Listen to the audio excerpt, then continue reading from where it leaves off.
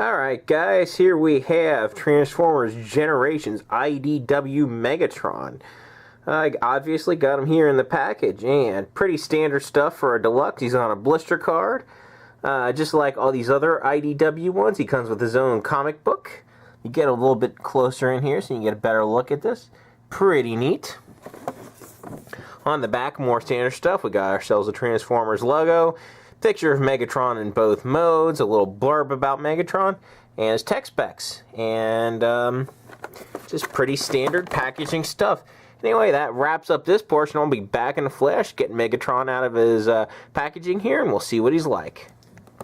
Okay guys, here I have Megatron transformed and out of his package, and his vehicle mode is this B-2 Stealth Bomber, and I have to say I'm really pleased with the way this guy looks in vehicle mode. This is really one nice looking plane.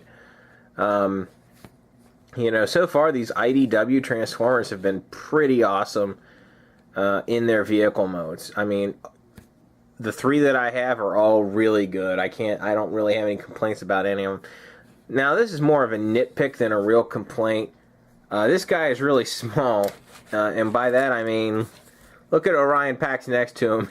It's not very intimidating. He does not scale well. This should be, you know, a Voyager or above maybe in vehicle mode. I mean, I'm fine with him being a deluxe in robot mode, but in in vehicle mode, yeah, he doesn't scale so well. But this is Transformers, and as we all know, scale pretty much goes out the window most of the time with Transformers. It's not really a thing. But anyway, back to you know, talking about his vehicle mode. He has tons of detail on him. I mean, this guy is just great looking. Now, I can sort of see this on the camera. I'm not sure how it's going to look, you know, when I process it and everything, but as you can see, he's actually got kind of some sparkly paint on him, especially on his wings there, and I think that's a great touch.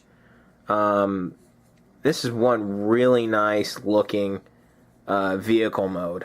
Outstanding, actually, I think. Very little robot kibble for a jet transformer. That's not a masterpiece. I mean, there's a little bit, but compared to some that I've seen, not much. And this is just one great looking vehicle mode. Outstanding, actually. Really, really, really nice. I think they did a really good job on this. Just wonderful, actually. I'll stop gushing about it now for a minute, and I'll talk about the comic that Megatron comes with, and all of the Deluxe Generations IDW Transformers are coming with these comics. Now, these are full-length comics. These aren't just some cheap little 4-page garbage comic that comes with these figures. These are full issues of comics, and I really appreciate them including that. I think that's a really nice touch that they did that, because anytime you get additional characterization for these guys is always appreciated. Basically, the comic is just about, Megatron reacting, basically waking up and reacting to some things. He kind of beats the tar out of Starscream. It's a fun little comic to read, and I'm really glad they, you know, included it. Anyway, that's pretty much going to wrap up his vehicle mode portion. I'll be back in a flash to go over his robot mode with you. Alright guys, here I have Megatron transformed and into his robot mode. I have to say, I think he looks really good in this robot mode. Real nice. You know, just real nice looking figure. Anyway, I'm gonna go ahead and start off with a few size comparisons. Here he is with my current favorite deluxe Megatron that I own, and that is War for Cybertron Megatron. I think he fits well with him. Go ahead and put him off to the side here. Put him next to Orion Pax. As you can see, Orion Pax is a little bit shorter than him, which is absolutely fine. And finally finish off with Trail Cutter, aka Trail Breaker. And actually at the head, they are pretty close to the same height. I know it's a little bit hard to tell in the video, but they really are right about the same at the head, which is fine, I suppose. Megatron maybe should be a little bit taller, but, you know, these things happen, I suppose. Anyway, I'll go ahead and give you a quick 360 here of the figure.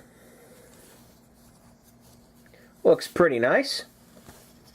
His articulation is pretty much what you would expect on a modern Transformer. He's got foot pivot, bends at the knee, rotates at the knee, top of the leg, forward, back, in, out. Does not rotate at the top of the leg. No waist rotation. He does have 360 at the shoulders, of course, in and out the shoulders, bends at the shoulders. His fists can move in and out, swirl in and out, whatever. Anyway, his head is on a really tight joint. It does move, but again, really, really tight joint. I'll go ahead and zoom in on him because honestly, in my opinion, this figure has absolutely kind of outstanding detail on him. I mean, that is just one awesome looking Megatron. There's no doubt about it. Especially that head sculpt. I just love it. I really love the way this guy looks.